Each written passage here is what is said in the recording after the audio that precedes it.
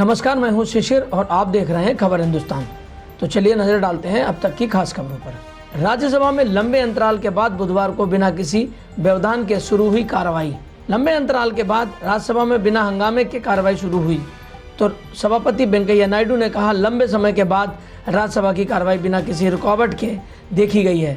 उन्होंने कहा, मुझे उम्मीद है कि यह भावना बनी रहेगी। अरुणाचल के मासूम को चीनी सेना के जवानों ने दिए बिजली के झटके। अरुणाचल प्रदेश के युवक को 18 जनवरी को चीनी सेना ने बॉर्डर से अगवा कर लिया था। उसे भारत को सौंपने से पहले 8 दिन तक टॉर्चर किया गया। करीब 200 घंटे तक चली चीनी सेना के हिरासत में रहे युवक मिराम तारोन ने इस मामले में आपबीती में कहा, मुझे नहीं पता था कि वे मुझे भारतीय इलाके से ले जा रहे थे या कहीं और। मुझे लगा कि वे मुझे अपने शहर ले जाएंगे और मुझे मार डालेंगे। चीनी सैनिकों ने आंख पर पट्टी बांधकर मुझे एक कैंप में ले गए। मैं डर गया था, लेकिन डर के मारे रो भी नहीं पा रहा था और कांप रहा था। भागलपुर में इंटर परीक्षा के दौरान छात्र ने दिया बच्ची को जन्म। भागलपुर में इंटर बोर्ड की परीक्षा देने आई छात्रा ने बुधवार को एक बच्ची को जन्म दिया। सुखराज राय उच्च विद्यालय नाथनगर की छात्रा रूपा कुमारी दूसरी पाली में इंटर मुस्लिम उर्दू हाई स्कूल में परीक्षा देने आई थी। परीक्षा के बीच ही उसे पेट दर्द हुआ। पूछने पर पता चला कि वह प्रेग्नेंट है। इसके बाद केंद्राधीक्षक ने सरकारी एम्बुलेंस बुलाकर सदर अस्पताल भिजवा दिया। वहाँ डॉक्टरों ने सुरक्षित प्रसव कराया, जहां उसने 3 किलो की स्वस्थ बच्ची को जन्म दिया। बच्ची के जन्म पर एग्जाम सेंटर पर ही जलेबी बांटी गई। वहीं डीईओ ने उसे जून में होने वाली विशेष परीक्षा में शामिल होने की अनुमति दे दी है। बीजेपी अध्यक्ष बोले, अखिलेश भी दबा सकते हैं कमल का बटन।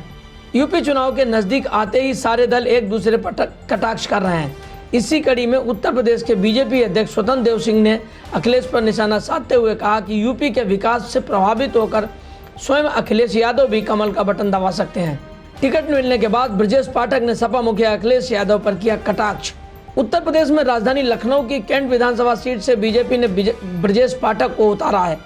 टिकट मिलने के बाद प्रेस कॉन्फ्रेंस में ब्रजेश पाठक ने समाजवादी पार्टी पर निशाना साधते हुए कहा कि हम बहुत दिनों से सुनते थे कि समाजवादी पार्टी के मुखिया ऑस्ट्रेलिया में पढ़कर डिग्री लेकर आए हैं, लेकिन बजट पर उनकी जो प्रतिक्रिया आई है वो हैरान करने वाली है। उन्होंने बिना पढ़े ही बजट पर राय रख दी है, जबकि बजट के जो महारथी हैं उन्होंने भी बताया कि बजट किसानों और युवाओं को ध्यान में रखकर किया गया है। कर्नाटक में नहीं थम रहा हिजाब पर विवाद, छात्रों ने भगवा शाल पहनकर किया विरोध। कर्नाटक में भद्रावती के गवर्नमेंट फर्स्ट ग्रेड कॉलेज में छात्रों के हिजाब पहनने और कुछ छात्रों ने उनका विरोध किया। बता दें कि कॉलेज में छात्रों ने भगवा स्टोल पहनकर विरोध प्रदर्शन किया। वहीं इसको लेकर प्राचार्य MG उमाशंकर ने कहा, यूनिवर्सिटी कॉलेज में सबके लिए समान है, इसमें कोई भेदभाव नहीं है। दरअसल उडुपी से 40 किलोमीटर दूर कुंडापुर के एक कॉलेज में कुछ छात्राएं जब हिजाब पहनकर पहुंची तो इसके जवाब में करीब 100 लड़कों ने केसरिया शाल ओढ़कर इसका विरोध किया। दुबई जाने वाले विमान में कई यात्री मिले कोरोना संक्रमित।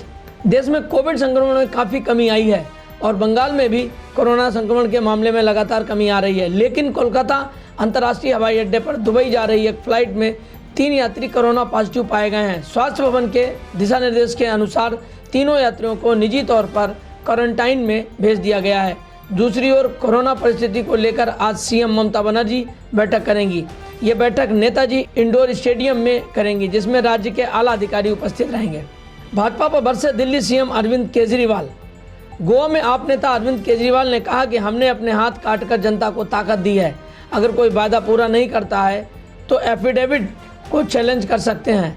अरविंद केजरीवाल ने भाजपा पर निशाना साधते हुए कहा कि भाजपा नहीं कह रही है कि उसके एंटी वोट बट रहे हैं। भाजपा कह रही है कि हमारे 8 विधायक आ गए तो हम भी सरकार बना लेंगे, वो विधायक खरीद लेंगे। इससे ज़्यादा बेशर्मी क्या हो सकती है। आज से 3 दिन के दौरे पर गोरखपुर में होंगे योगी आदित्यनाथ। शुक्रवार को दाखिल करेंगे नामांकन। सीएम योगी आदित्यनाथ आज से 3 दिवसीय दौरे पर गोरखपुर जाएंगे। 4 फरवरी को सीएम योगी सुबह 10:30 बजे नामांकन दाखिल करेंगे। इसके बाद गोरखपुर क्लब में कार्यकर्ताओं को संबोधित करेंगे। पहले ये सम्मेलन प्रताप इंटर कॉलेज के परिसर में होना था, लेकिन बारिश की संभावना के मद्देनजर इसे गोरखपुर क्लब परिसर में करने का फैसला किया गया है। इसके बाद सीएम योगी 5 फरवरी को लखनऊ वापस आ जाएंगे। झांसी में सपा प्रत्याशियों ने किया घर घर जनसंपर्क, कोरोना गाइडलाइन की उड़ाई धज्जियां। चुनाव नजदीक आते ही सभी दल वोट बटोरने में जुट गए हैं। झांसी में आज समाजवादी पार्टी के प्रत्याशी सीताराम कुशवाहा ने झांसी के कई मोहल्लों में जाकर डोर टू डोर जनसंपर्क किया। इसके साथ ही उनके साथ सैकड़ों कार्यकर्ता भी थे, इसमें सम्मिलित रहे। वहीं दूसरी ओर देखा जाए तो प्रत्याशी सहित तमाम कार्यकर्ताओं ने सरकार द्वारा चलाई गई कोरोना गाइडलाइंस की जमकर धज्जियां उड़ाई। यहाँ ना कोई मास्क पहने था और ना ही सोशल डिस्टेंसिंग बनाए हुए था।